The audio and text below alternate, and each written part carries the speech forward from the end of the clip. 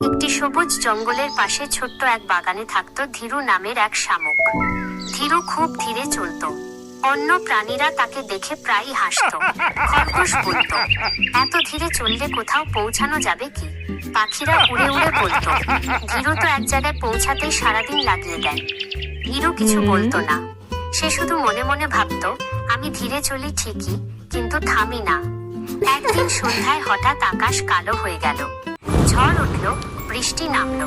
পাতলা ডালে বসে থাকা পাখিরা ভয় পেয়ে গেল। ছোট পিঁপড়া আর গুবরে পোকারা আশ্রয় খুঁজে পাচ্ছিল না। তখন ধীরু তার শক্ত খোলসের দরজা খুলে বলল, ভয় পেও না, আমার খোলসের ভেতরে ঢুকে পড়ো। এক এক করে সবাই ধীরুর খোলসের নিচে আশ্রয় নিল। ঝড় চলল অনেকক্ষণ। ধীরু নড়ল না, কাঁপল না, চুপচাপ সবাইকে রক্ষা করল। ঝড় থামার পর সকালের আলো ফুটল। সবাই ধীরুর দিকে তাকিয়ে বলল, আমরা ভুল করেছিলাম। ধীরে চললেও তুমি সবচেয়ে শক্তিশালী। ধীরু মৃদু হাসল। শিক্ষা, ধীর গতি দুর্বলতা নয়, ধৈর্যই আসল শক্তি।